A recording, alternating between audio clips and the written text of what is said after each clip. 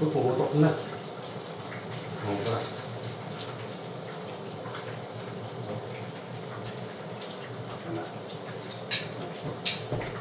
Cut! Pumutok yung itlog.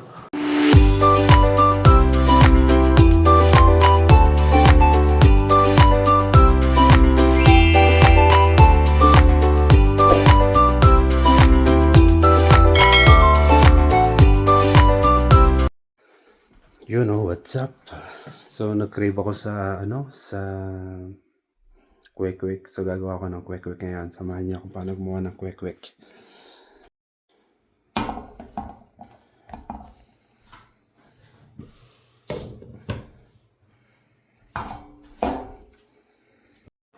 At syempre sa paggawa ng kwek-kwek, hindi mawawala yung suka, no? So gagawa tayo ng suka. Isang mabilisan lang. So meron ako suka. Ito. Tapos, patis. O, patis. Siguro mga 1/4 cup ng patis. Para may lasa, diba? Tapos, lalagyan natin ng tubig. Mga 1 cup ng tubig. Yan. Tapos, syempre, maglalagay tayo ng bawang. Pero ang gagawin ko dito, ano ko lang, kakrush ko lang, kaya ganito. So, 1, 2, 3, 4, 5, 6, 7. So, mag-aaroma na yan doon sa suka. So, sunod, lalagay tayo ng tama-tama, meron akong chinap na onion. So, lalagay ako dito maganda mga 1 cup, no? Kasi, sarap marami sibuyas eh. Pag marami sibuyas, mas malasa sa 1 cup. Yan. Tapos, lalagay tayo ng sugar. Ito. So, wala akong brown sugar. Lalagay naman akong sugar. Siguro gusto ko medyo manamis-namis. Mga 4 tablespoon. 1, 2, 3, 4. Ngayon, pagka magkulang pa sa tamis, pwede kayo magdagdag. So, meron natin itong sobrang fine na paminta. Lagyan natin. Yan. Tapos, siyempre yung pinat natin na pepino. Yan. So, mga 1 cup din. Yan. Okay. So, mix na natin. Saan ba yung mixer ko? Yan. Ito lang. Pakita ko sa inyo. Ito na yung ating sausawan. Parang may kulang no? Palagyan niyo yung kulang. Sili, no? Sili. Yan yung kulang. So, magdadagdag tayo yung sili mamaya.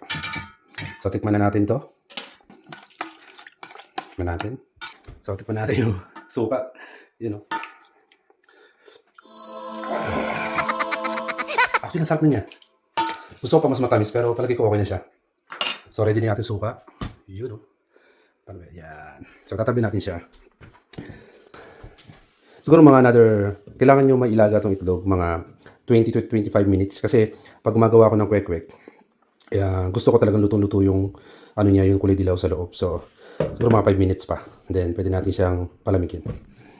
A few inches later. Ayun, no? So, nagbabalik tayo. I think okay na yung ating itlog. Yan. So, lagyan natin dito. Minsan talaga, kapag nagka-crave ka, diba?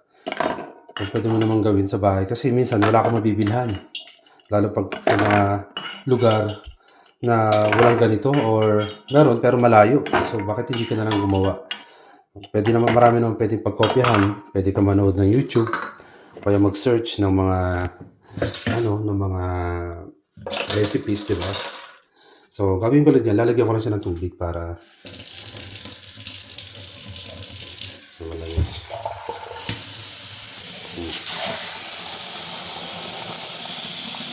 yan. Babad lang natin siya dyan para kahit pa paano mag-cool down. So, magbabalat na tayo ng itlog na nilaga natin kanina. Kasi medyo nag-cool down naman siya. Medyo malamig na. So, kwentuhan muna tayo, no? So, sa mga tao, no? Doble ingat tayo sa ating paligid. Medyo mag-ano tayo, observance. Kung halimbawa wala naman tayo masyadong lakad, di mo masyadong importante, mas maganda sa amin na lang, sa loob ng bahay. Kasi yung lindol na yan, may ano yan, di ba? May aftershock na sinasabi na kapag nasimulan ng isang lindol, maaring may sumunod, kaya ito nangyari nung nakaraan. Grabe, di ba? Una sa Cebu. Tapos, sumunod yung sa Davao. Ilan ba yung sa Cebu? 7 something. Ilan ba yun? Nalimutan ko kung ilang magnitude yun. Tapos, sumunod yung sa Davao. Malakas din. Nasa 6 point, ano ba yun? Ilan ba yun? Nalimutan ko. Comment na lang guys kung ilan. Tapos, sumunod nun, meron pa. Merong aftershock. Kaya delikado talaga, no? So, ang balita ko, may mga area na na wala pasok sa Pilipinas. Kaya, yun lang. Sana, palagay nyo, kung halimbawa dumating yung, wag naman sana, no, yung the big one, na karamihan sa lugar natin na daanan ng fault line.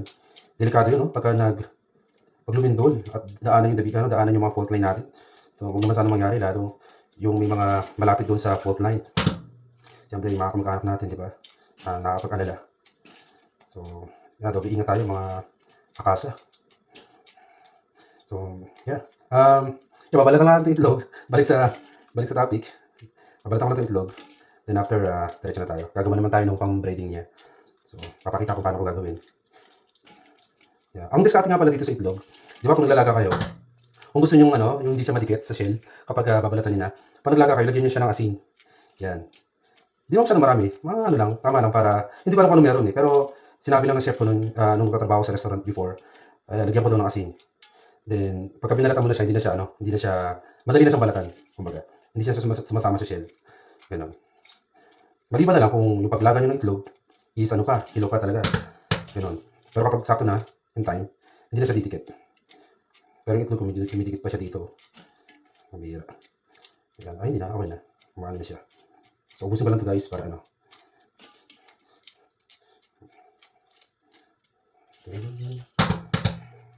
Ayan siya, oh.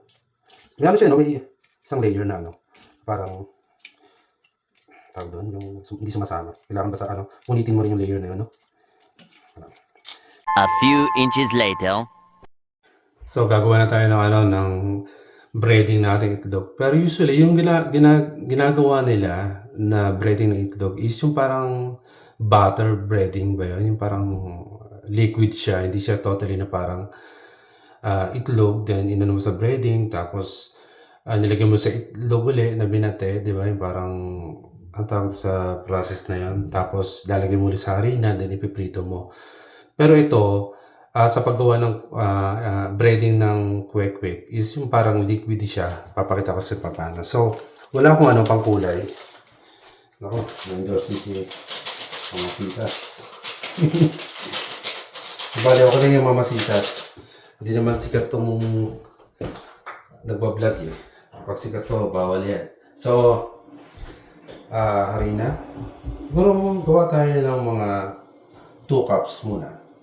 So dito, tinatansya lang yung tubig kung gaano kalapot. So 2 cups ng harina. Maglagay tayo ng salt. Ito. Pero mga pinch lang. Para magkaroon lang siya ng lasa. So yung nilagay ko kanina na food coloring is yun, atsuete, no? Para kumulay. So pag sa Pilipinas meron silang egg yellow na food coloring, ako gumamit ako ng atsuete para kumuli doon sa harina. So 2 cups ng harina. So tagalin na natin itong harina. Ito. Yung takip.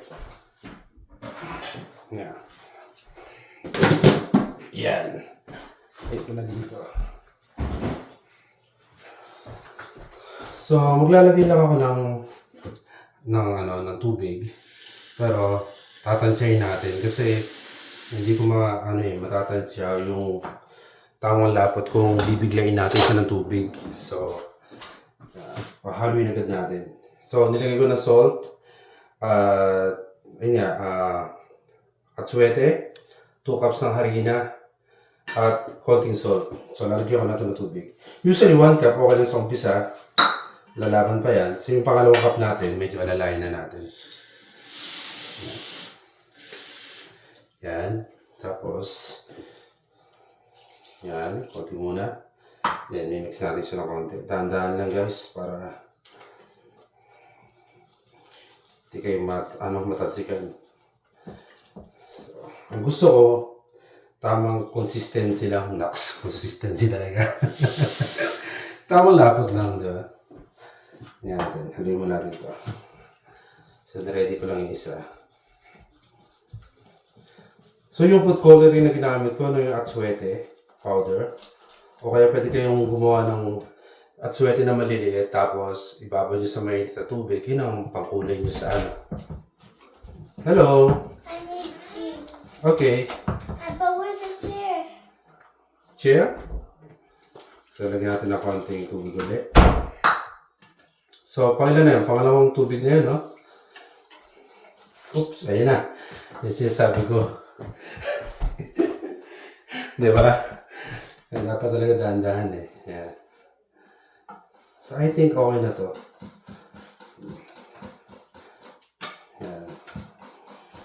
So, maglalagay din pala ako ng cornstarch para naman doon sa crispiness ng ating kwek-kwek. Yan, lalagay tayo ng cornstarch. So, meron akong cornstarch dito. Ito. Siguro lagyan lang tayo ng half cup. Siguro natin, yun kasi basa yung cup, natamad ako. Natamad kumuha na kumuha na another cup eh. Yan, tansyahin nyo na lang ako na yan. Yan sa cornstarch. Para yung crispy. Yan. Dali natin. Tandahan lang. Tandahan lang. Yan. I think, papakita ko sa inyo. Mukhang okay na to eh. So, haluin lang natin ng mahusay. Para, ayun o. Kapit na kapit yung lasa. Ay, kapit na kapit yung ano niya. Yung breading niya. Ayun o. Pakita ko sa inyo. Pakita ko sa inyo. Ayun o. Tingnan yung consistency niya, di ba? Ayun o. Parang nag-aagaw yung lagkit sa liquid. Ayun o. Di ba? Yan. So, mimix lang natin siya para mawala yung mga bubuo. Ayun o. Yung mga bubuo siya ng konti eh. So, mimix lang natin siya, guys.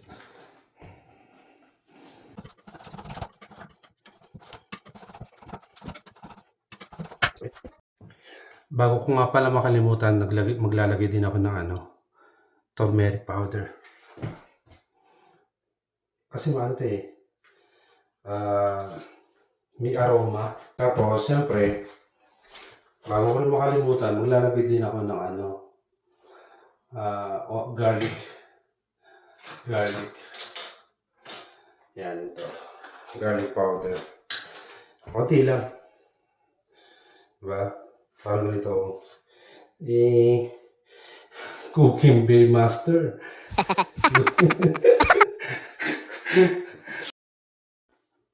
Papainit na tayo ng mantika. Oops, teka lang.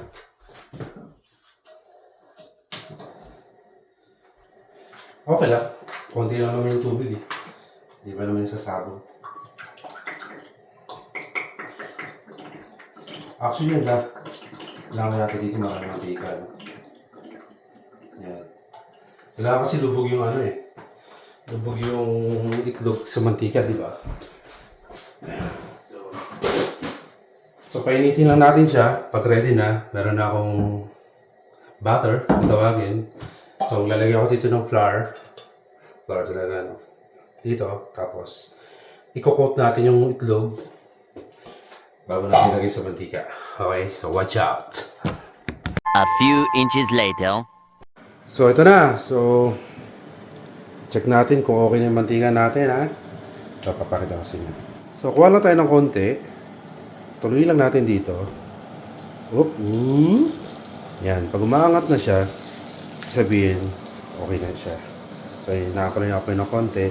At ready na tayo sa ating itlog. At yung breading natin doon. Tsaka itong butter. Okay? So, maglalagay na ako ng egg. Yung mga tatlo lang muna.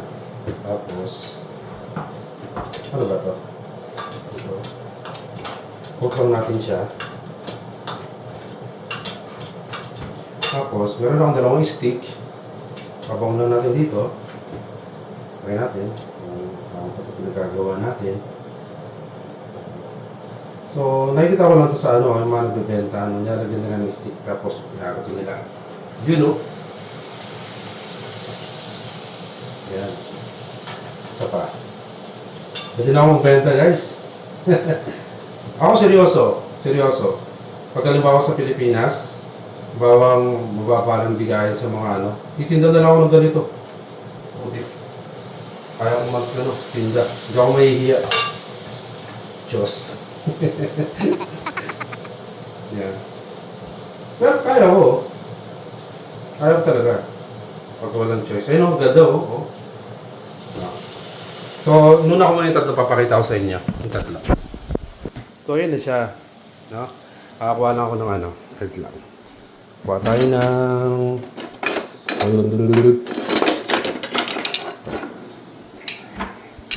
Pansin nyo, puro paso ako yun, no?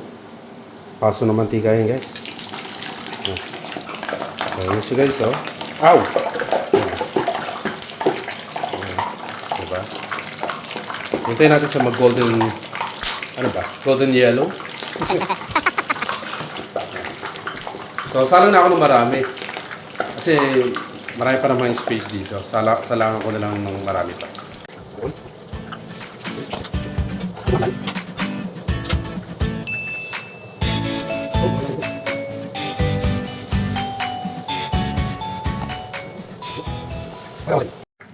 Yan, ganyan. Okay. Yan. So, para makita nyo lang. Ito, tusok. Palutom na lang ito. Diba? Oh. Isa pa. Para makita nyo pa. Ayun o.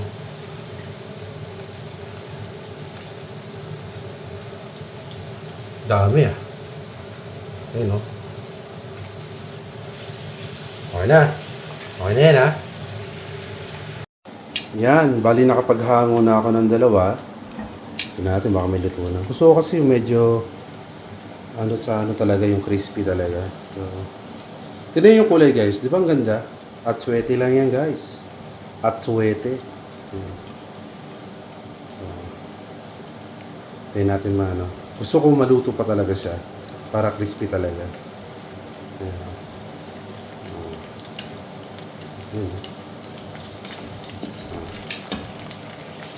So, nag-coat uli ako kasi ano, pagsalang ko na punit yung ano, yung butter niya. Napunit eh. Ano, may kita yung ano, yung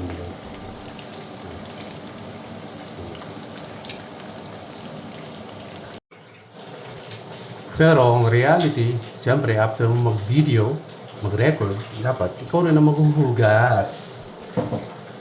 Hugas tayo guys. Ang niluluto yung quick. A few inches later.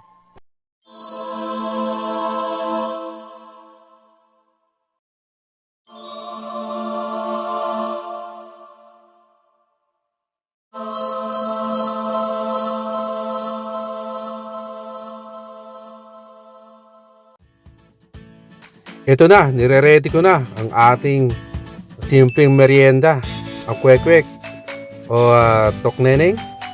Hindi ko alam, basta nire-ready ko na ang suka, meron tayong pipino, at syempre yung ating tokneneng, ano ba, kwek-kwek. Bahala na kayo.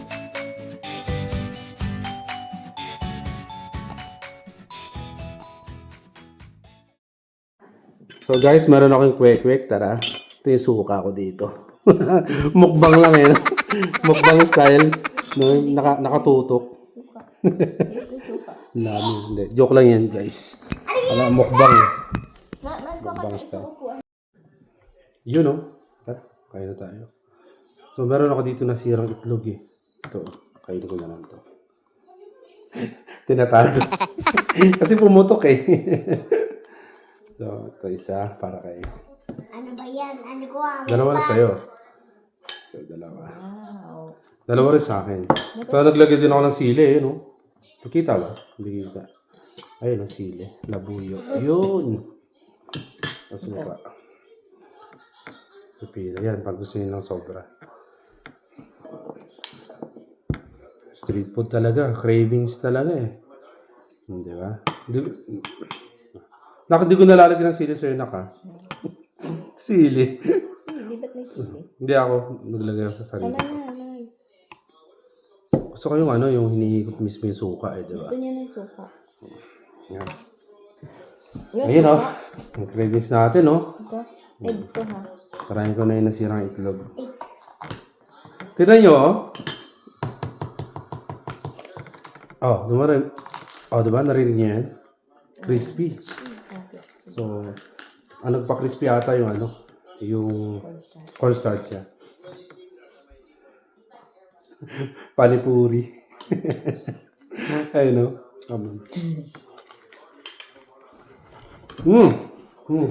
Pantiso.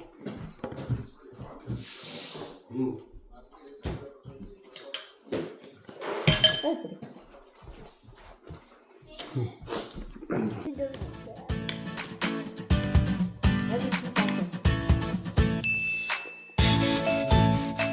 That's not. What is this? Cucumber? At syempre, masarap kumain kapag may kasama. Kahit simpleng merienda, basta kasama ang kapamilya o kaibigan, solved na. At hanggang dito na lang ang aking vlog, ang aming pakisuyo. Baka pwedeng pakisubscribe ang aming munting channel, ang Akasa Vlog, para ma-inspire naman kami sa pag-post ng mga bagong videos about sa pagluluto. Yun lang, paalam!